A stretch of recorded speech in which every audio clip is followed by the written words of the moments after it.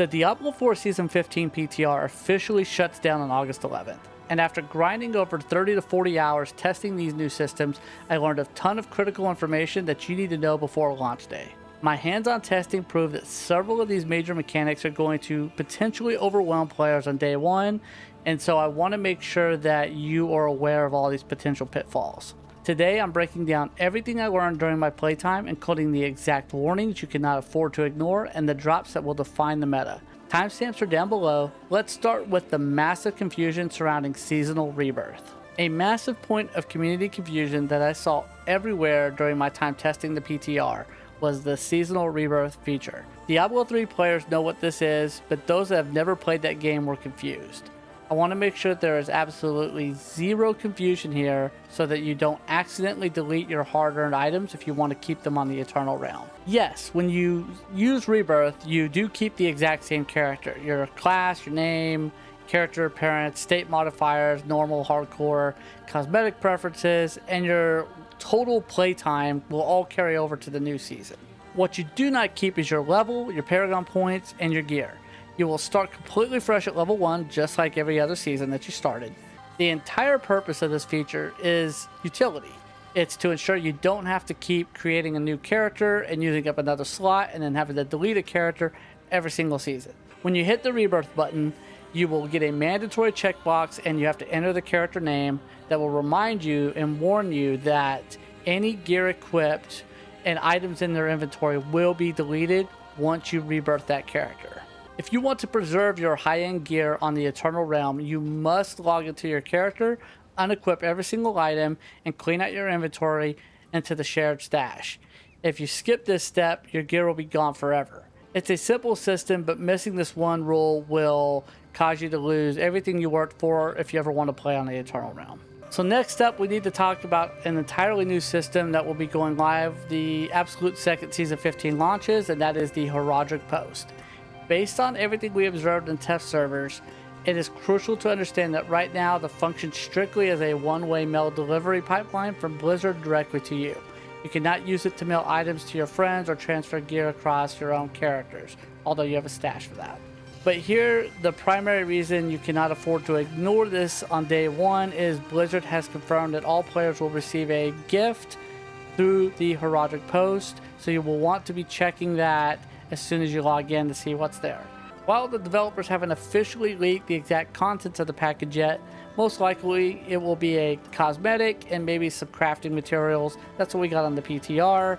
So just make sure you set a priority to go straight to the mailbox as soon as you get control of your character, just so you can make sure you don't miss out on any kind of advantage or cosmetics or anything that they give you there in that mailbox on launch day.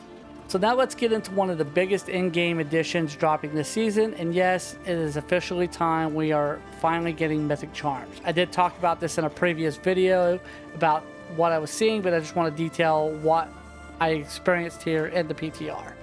So just like Mythic equipment, these charms are designed to be extra powerful compared to the unique version. They automatically roll with 100% perfect stat parameters, and you will also get a 30% boost to the power that is on that Mythic charm. So here is the reality check that you need to prepare for though. As on the final PTR, Mythic charms are completely non-target farmable. You cannot spawn a specific boss or run a targeted dungeon to guarantee one. They are entirely at the mercy of an incredibly low worldwide baseline drop rate, meaning that this will serve as a kind of a chase for the classes that actually need these in their builds. During my testing, I also uncovered, as I showed in my other video, that there are iconic Mythic charms that do have a slightly different purple coloration to them from the standard Mythics. While Blizzard might tweak this exact hue before the live servers launch, this visual layout was a massive help to instantly identify an iconic Mythic drop that was in my inventory. On top of the Mythics, the developers are injecting 16 new unique charms to the seasonal pool. Each of them is directly modeled after another iconic or existing unique currently in the game. This completely overhauls the options, opening up a massive variety of fresh multi-build configurations that were completely impossible in past seasons. These drops will be a priority for breaking into in-game for some classes. So now let's dive into another structural overhaul that must absolutely understand before stepping into Season 15. It's a complete restructuring of how Mythic equipment works. Starting this season, you have 3 distinct crafting methods: the Horadric Cube, the Blacksmith, and the Jeweler. The developers have completely altered the fundamental rules for all of these from Season 14.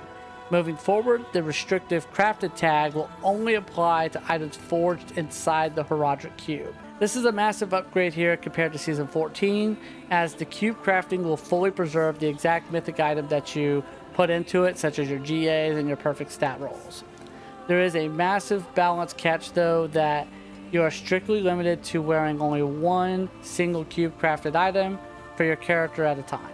If you want to fill out the rest of your armor slots, you will need to leverage one of the other 2 vendors. The Blacksmith has completely been reworked to grant you an entirely random mythic item in exchange for 3 resplendent sparks. Because this pulls from the global item database, it represents the largest pool of mythics in the game, but it stands as the most accessible crafting method for players trying to break past the early block where you're not getting the mythics that you want. So if you want to eliminate some of the RNG from the Blacksmith, you can target a specific gear slot at the Jeweler. It does require all the in-game runes, like the legendaries, rare, and magic ones, 3 of each, and those are not always easy to find in the game. So be prepared to hunt a lot of runes if you want to target a specific gear slot. So finally, Blizzard dropped one more incredible quality of life update to completely smooth out our early in-game progression. And all iconic mythics can now drop as regular baseline uniques in the world. I couldn't get any from the PTR guide, but they will be in the game at Season 15. This means you can instantly gain access to the core build-defining powers and gameplay mechanics you need to make your character function without having to pray for a mythic to drop just to get your build going at the start.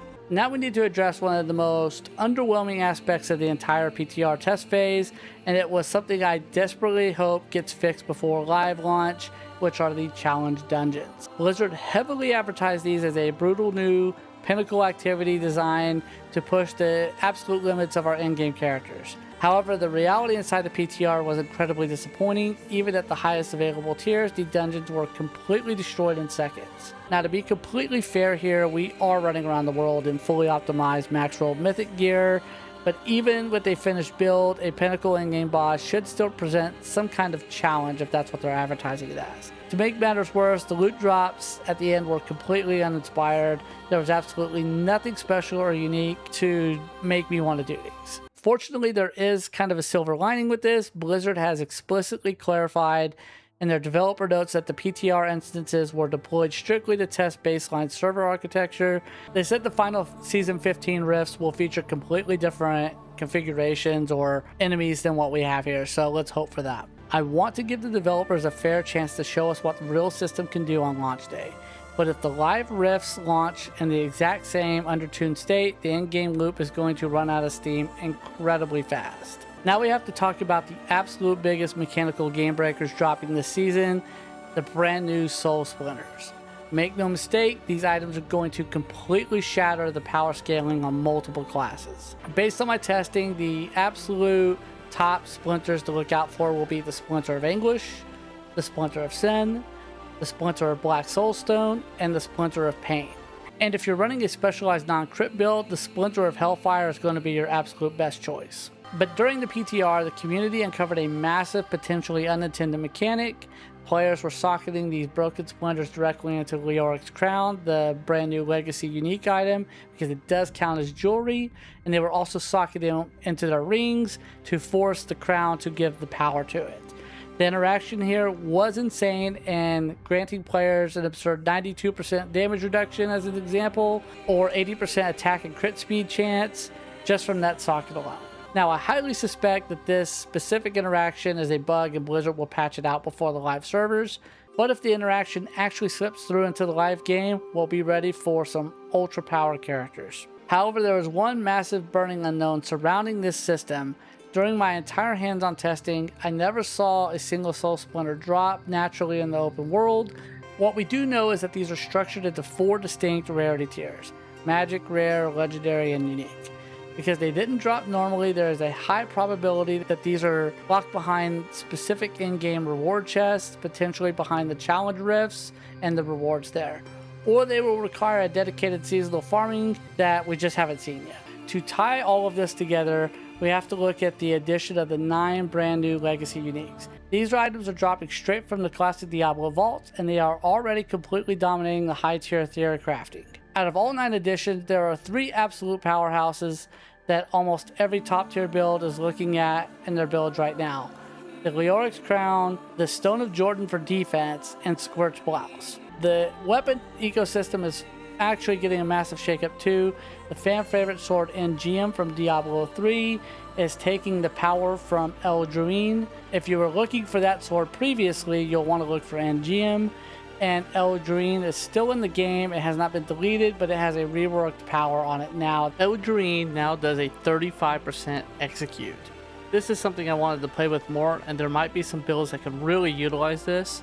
In high tower pushing, getting rid of a boss at 35% is huge. Another massive weapon to watch out for is the Furnace.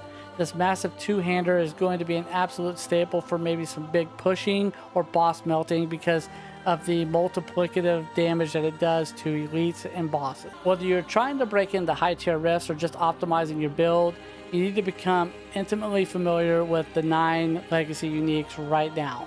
Figuring out how they fit into your character's gear slots is going to be an absolute difference maker for your Season 15. But there's one final massive wild card to keep on our radar. With BlizzCon coming up next month, the developers have explicitly confirmed that they are actively holding some things back. Be fully prepared for some massive last-minute announcements right before the season officially starts. The PTR server is officially closed on the 11th, which means the developers are going to take all the feedback and data and make any final adjustments. If you want to make sure your character build is completely optimized the second those surprise BlizzCon announcements drop, make sure to hit the subscribe button. Drop a comment below letting me know which one of the features you're most excited for, and make sure you check out my 1 to 70 leveling guide for Season 15 next.